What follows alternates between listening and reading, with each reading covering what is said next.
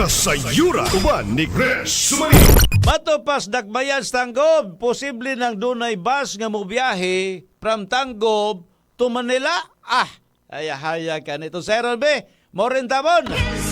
Si Maureen Tabon lagi na unsa ba na hinuonoy Maureen? Naguna sa mga nagpungasi nga mga balita. Kini ang Kasayuran. Isa ka to'y gikan karon adunay biyahe sa bus nga gikan sa Cubao to Cotabato via Tangub City. Matod pa ni Mayor Ben kanama kagahapong adlaw Hulyo 16, 2025. Sa pagbisita sa National Economic Development Authority Regional Director Ma'am Myla Faye Aurora B. Canino, Siso 3, kaovan si NEDA Assistant Regional Director Sir Richardson Tikowa, kitoki ni Mayor Ben ang umaabot nga makalambuan sa Tangub ug isa ni ana ang pagsulod sa series bus sa syudad nga magbiyahe gikan sa Kauluhan muagi sa Visayas dapitan nga muhapit sa Tangub paingon sa Cotabato nga mas duol nga ruta gikan o paingon sa Manila. Mura may o ipagita sa INSEC, we are at the crossroads.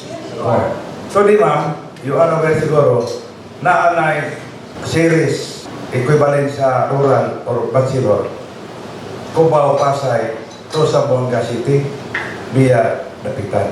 Now, ako excited ko ani na 1 year from now pag matuta sa bus terminal sa Tanggo, aircon amo ang customer ang passenger lounge libre, free wifi, nanay bus ng Mudonggo, Cubao, Pasay, Manila in 1 year from now. So magpatabang ko ni mo na ma'am, nga naman bayabol kayo na. Kung na sa Buanga to Manila, nga nung dili bayabol ang Cotabato to Manila via Tangub.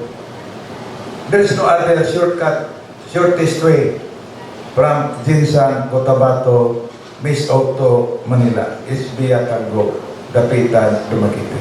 Sa umaabot mag 24 oras na ang bus terminal ug ang maong biyahe magdalag mga investor nga magpalambo pa sa ekonomiya sa Dakbayan. Therefore, ang amo ang bus terminal, amo nang andam, moabot ng panahon na mag 24 hours na Tangub City.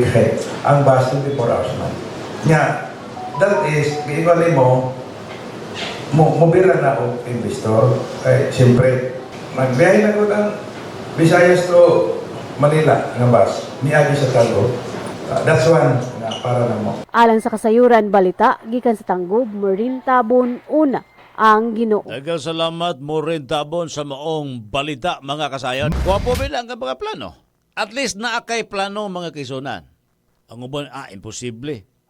Walay posible o walay imposible sa taong porsigido mga kasayon.